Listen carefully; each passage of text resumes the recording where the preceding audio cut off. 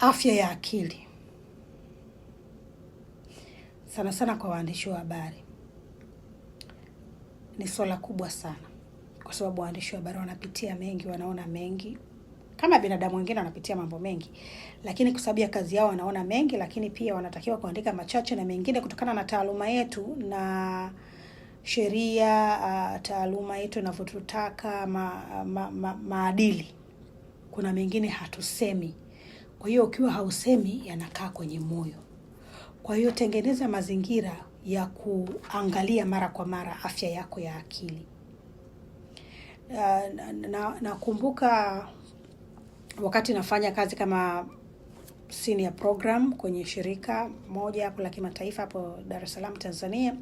Kipindi kile cha COVID-19 tulikuwa tunatoa, yani COVID-19 ilivyoanza, moja kati ya vitu ambavyo niliomba tufanye ni mafunzo, yani ni seminar za afya ya akili. Waandishi habari tulikuwa tunazungumza nao, kwa sababu wengine wanaenda kwenye mahospitali, wengine kwenye ngazi ya kifamilia, wengine wamefiwa, wengine wafanya.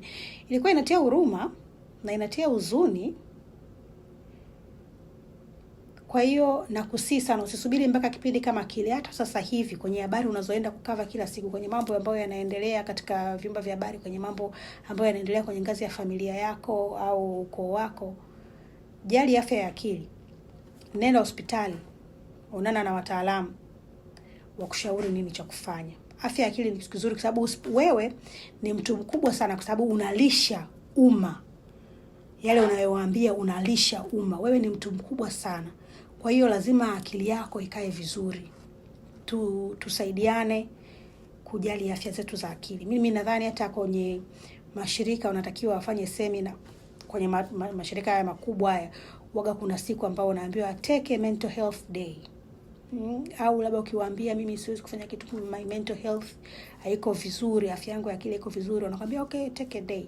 Kwa hiyo nashauri hata mameneja mtenge siku kama hizo, labda wafanyakazi wenu wazungumze, labda mnaweza kwa mwezi siku hii, labda mnatengeneza story huko zinakuepo, labda kunakuwa na story 2 tu za breaking, lakini nyingine zinakuwa zishatengenezwa siku zote hizo. Kwa hiyo kama ofisi mnaita wataalamu wa afya ya akili, wanakuja wanawasaidia.